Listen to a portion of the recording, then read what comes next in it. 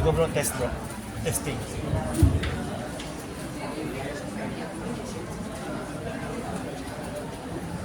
Okay. Okay bro.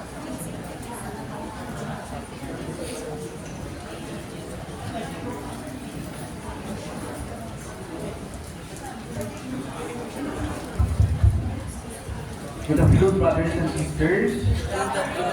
Sa mga brothers, happy Father's Day. It's our day. And before I start, I would like to congratulate all the members of CNP number 24 for completing the 11th Sunday.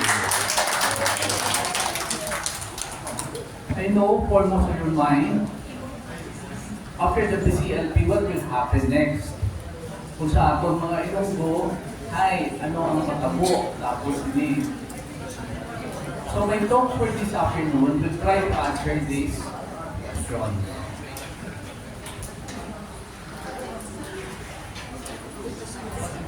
So BCBP formation program towards becoming a committed member of BCBP.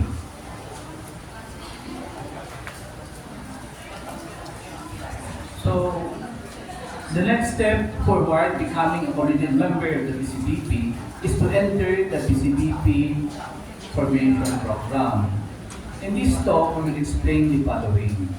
So after completing the PCLP, ma-forward o makompitas na to become a member in formation.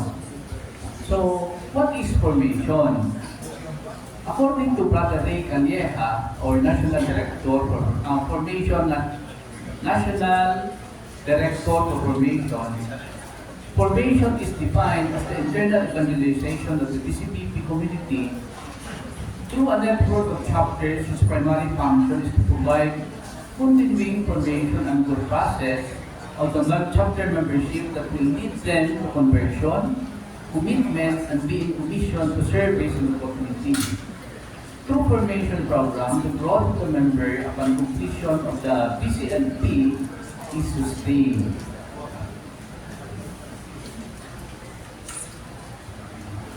A member's growth is measured in terms of his or her attendance and in participation in all BCBP activities, faithful tithing, and service and evangelization commitments. Again, members' growth is measured in terms of his or her attendance and participation in all BCBP activities, faithful tithing, and service and evangelization commitments. So why formation? Naman we need formation. So to give emphasis on this, allow me to run through some previous mga controversial news.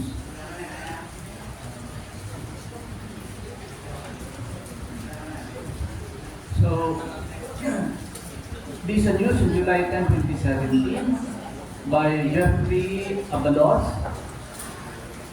The rise of divorce, separation, and cohabitation in the Philippines. Cohabitation is living together without the sacrament of marriage.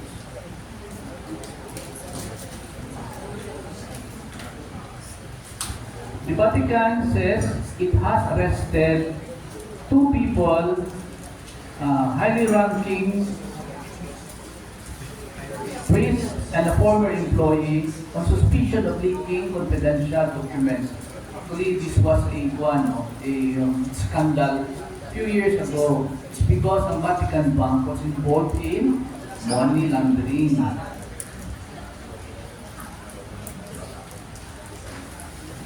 So in the Philippines, this was on November 26, 2003. Bishop in sex scandal wins over uproar. Actually, this bishop was very popular. I think the company siya, Bishop of Manila. So, question now comes in your mind. Despite any mga high-ranking members of the church became involved in scandal, why is it that they become or come short of their vocations, they come short of their commitment, and became also a victim of temptation? That is, brothers and sisters, it's because we are living in not so perfect world where falsehood and temptations abound, we need to understand what it takes to follow the Lord.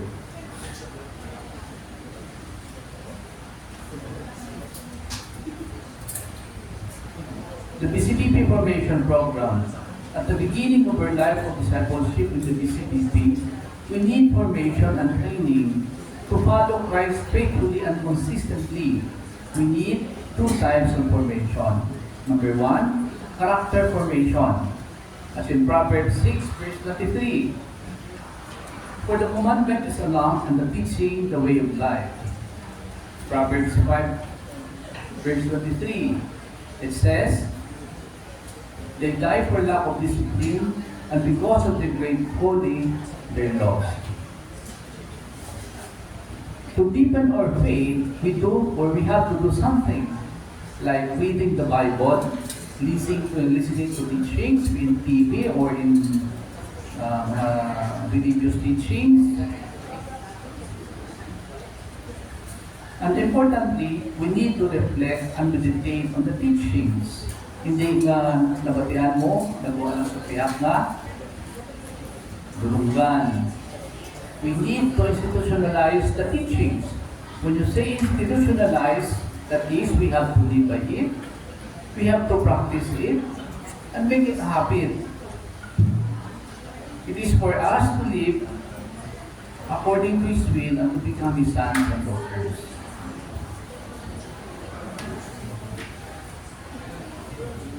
So,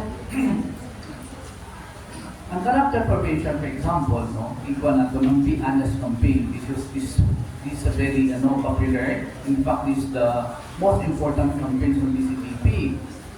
So, ano ganina? Be honest, even if others are not. Be honest, even others will not. And be honest, even others cannot. For some of us, dali yun niya. So easy. But for some, it may be very difficult. Because you know why? It can cause great expense. Diba? Ang be honest mo na can cause lost opportunities. It can cause loss of income. Mga 5-6 na dapat, siguro magula na. And of course, no, maybe it can cause loss of a relationship. Nang natabo-tabo kung lang, dapat siguro bayanay na. So, it's because ang character formation, we need to get rid of whatever not aligned with our faith. So again, in character formation, we need to get rid of whatever is not aligned with our faith.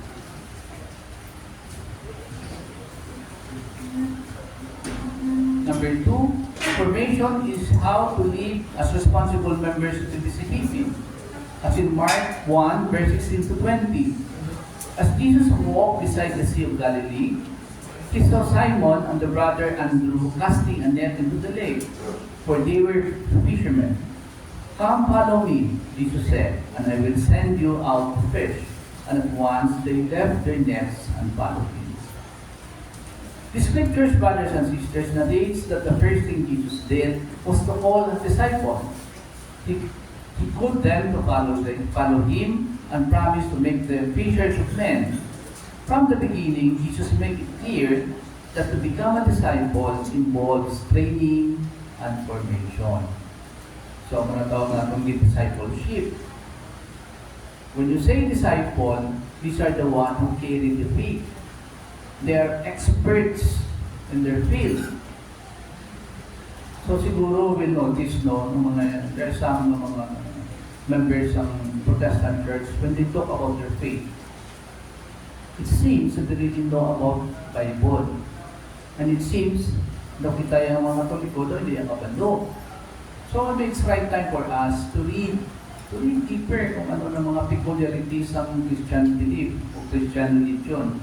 Ng Catholic religion. For example, Virgin Mary. Katolikong bangga, hindi mo niyong kasama ang budayan na magpapatuon.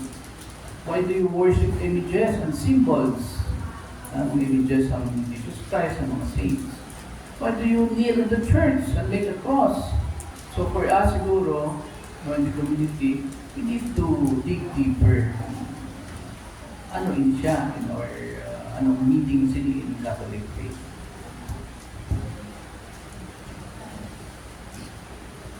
So the overview of the BCBP training program.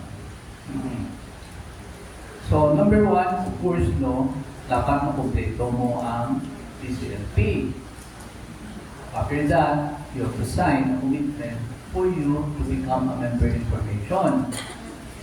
As a member information, dapat ma-attend ka sa 4 ka seminars or talks for married couple and 3 talks for singles.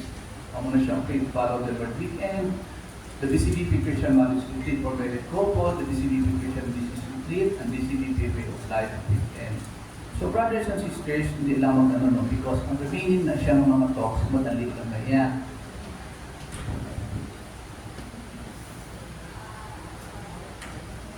So the BCLP, or Brotherhood Christian Life Program, the first step toward and becoming a member of the BCLP, BCBP is the BCLP.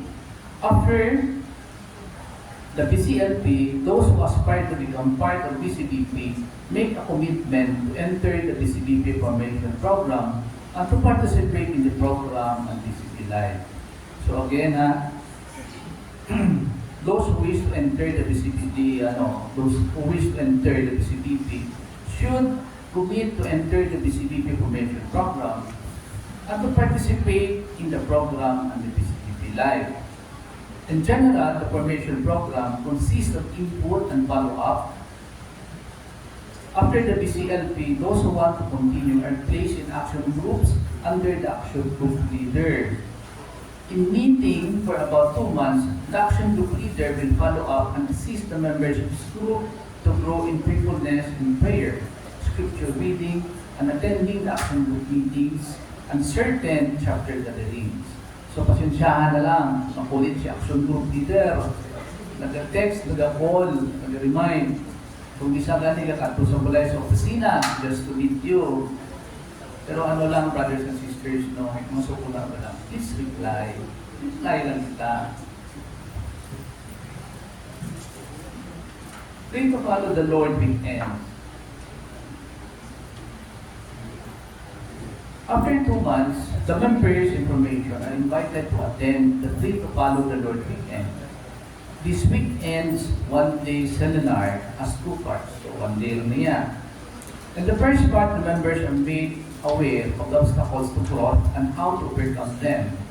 And during this weekend, they will be praying for a deliverance from anything that might hold them back from following the Lord. And in the second part,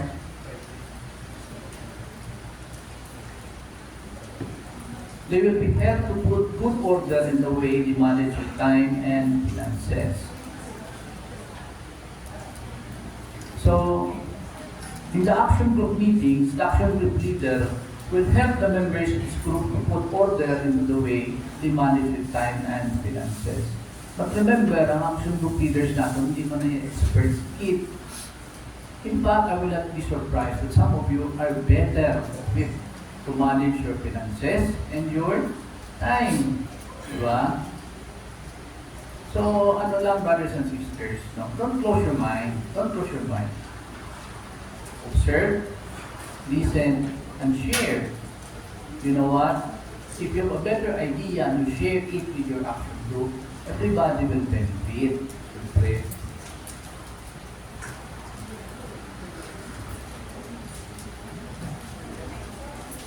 During this time, members' information will be asked also to begin to support the BCBP with their finances and tithes.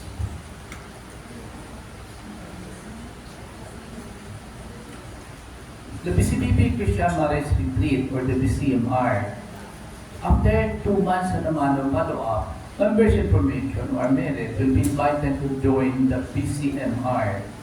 The purpose of this weekend is to help members' information to live their married vocation in the power of the Holy Spirit. This weekend will be followed by 2 months of follow-up, focusing in the area of communication between spouses, between parents and children. Another focus is follow-up is the family prayer. Hindi siya actually is a weekend retreat. So masulod ka na Friday evening and you'll be out Sunday afternoon. But brothers and sisters, mind you, take time to attend. No regrets. No regrets, I assure you. Sometimes the realization, why you married her or him, naman siya gini pakasalan ko, kami aram ako sa umunayan na tayo na mas wapo, may personality, may character, bakit siya bidyang akong din pakasalan. Actually, the realization, brothers and sisters, will come a long way in your mother's life. So, paglutuan mo na, naman siya ang pili mo.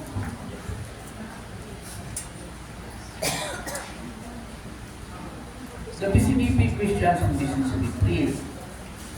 Again, this one-day weekend retreat assists the members' information to understand more deeply their calling to bring Christ in the marketplace and to win the marketplace for Christ. It helps them completely leave out the most important part of the vision and mission of the PCBP, which is to bring Christ in their workplace, to bring Christ in their professional life and in their businesses. And of course, according to Brother Rene Dusilio, not everyone is a good speaker. Not everyone is a good speaker. But if we offer our work to Christ, people will see Christ in our work. Mga importante sa tanan. So that's why, kung makita nila si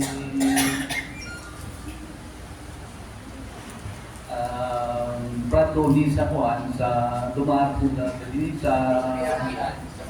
sa pian, hamba na siya ay salamat. Ang kuan dito, PCBP. So, dito, pag PCBP ka, may spirituality. So, mayor.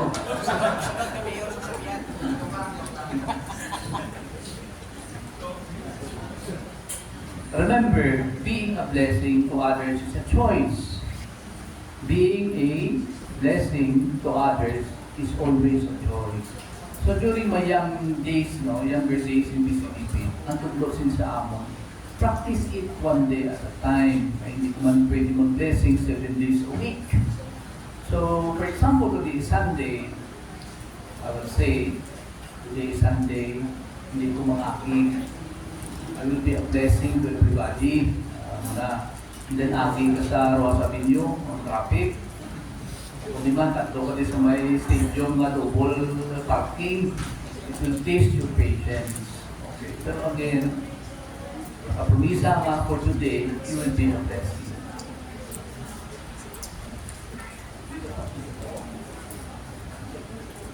The PCBP Way of Life Weekend. This is the last weekend in the formation program. It recapitulates what was during the formation program and helps the member make transition from being a member information to a committed member of the PCBP. After about a month, the PCBP chapter leadership will invite those who have gone through the formation program faithfully and who show by their participation that they live the PCBP life and mission to become committed members of the PCBP. So, after a month, the PCB chapter leadership will invite those who have participated who gone through the formation program faithfully and who show by their participation that they live the PCBP life and mission to become committed members of the PCBP. So, those who be invited to become a full members should have completed the required seminars. So again, 3 sa singles, 4 sa married couple.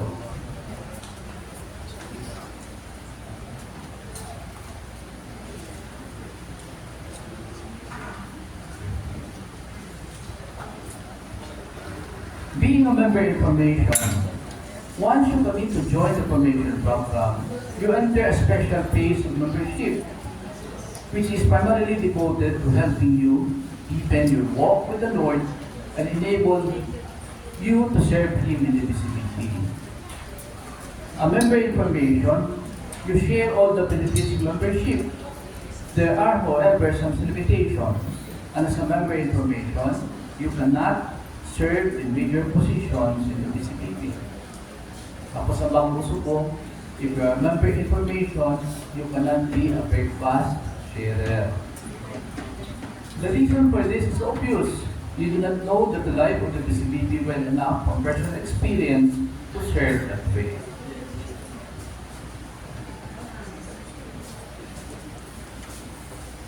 Membership information is a sign of discernment. During the time of formation, you will have the chance to take a good look at the BCBP. It's like an admission. It is time for the Lord to make it clear to you whether or not He wants you as a member of this organization or whether He's calling you to serve Him somewhere else. During this stage, you can leave the BCBP anytime. So the reformation program, you think it's not types, you can always leave. But please inform your action group either or there.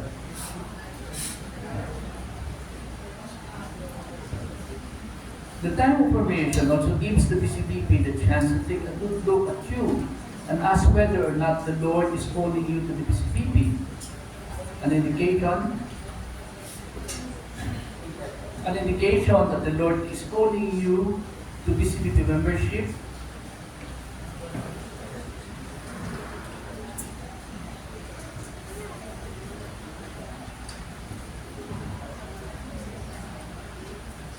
An indication that the Lord is calling you to BCBP membership is you or the member begin to live the BCBP life more and more fully. In other words, are you living out what you are taught in various weekend retreats? Are you becoming over time a person with a habit of regular prayer and scripture reading?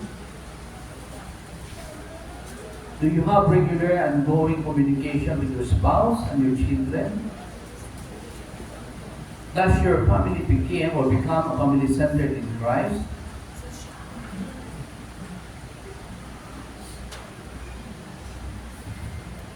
Can the BCBP see that you are becoming faithful steward of your time and financial resources? Can you faithfully support BCBP with time and financial resources? In the end, it only makes sense to invite those who become committed members, actually living out the commitments of the BCBP.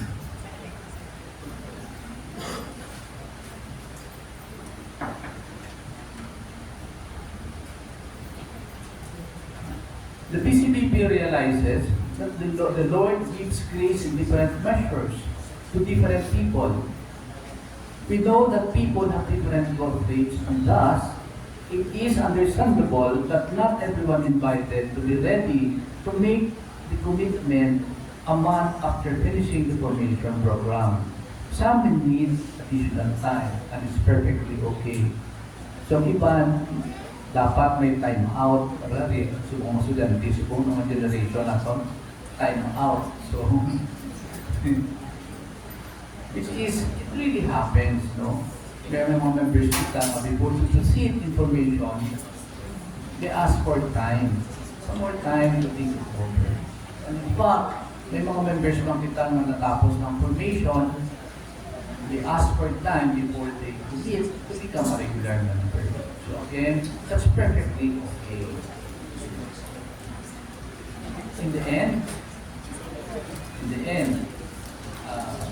it's you who decide if you have the time and ready to live out the teachings. It is you who decide if you're ready, if you have the time and ready to live out the teachings. Brothers and sisters, ang commitment na to live out teachings is between you and your God. It's never between you and His people. So commitment is between you and your God.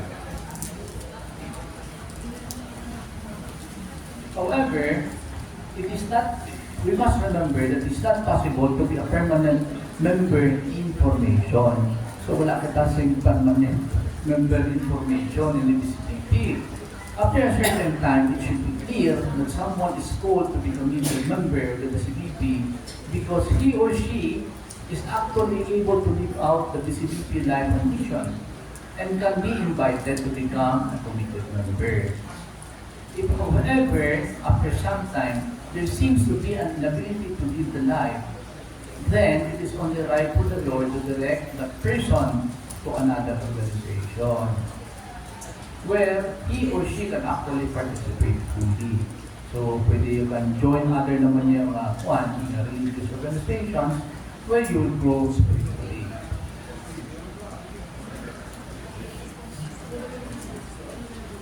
Conclusion.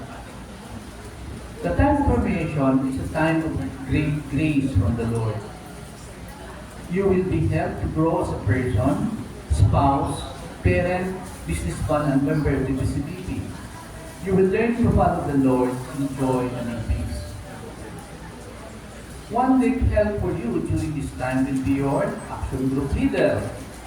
He will help you to understand more fully what is presented in the retreats and weekend seminars. He will help you live in your daily life. Your action group leader and your action group members will support you in your journey with prayer and by journeying at your side. So kung daw may problema ka sa mga teachings, you want to clarify, you can ask your action group leader.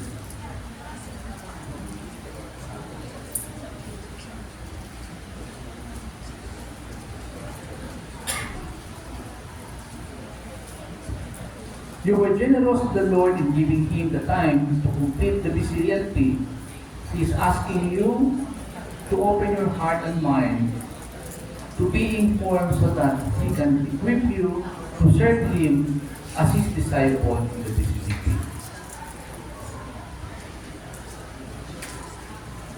Klaro? Hindi klaro.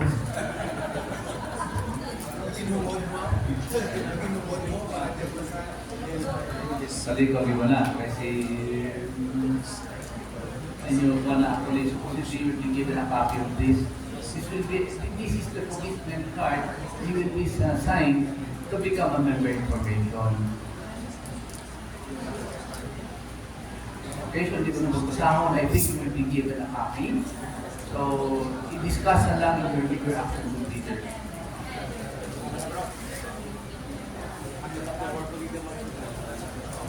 And well, I would like to end this talk with Revelation verse 3 to 20. Here I am, I stand in the door and knock. If anyone hears my voice and opens the door, I will come in and eat with him and he with me. So brothers and sisters, thank you for your time and thank you for listening.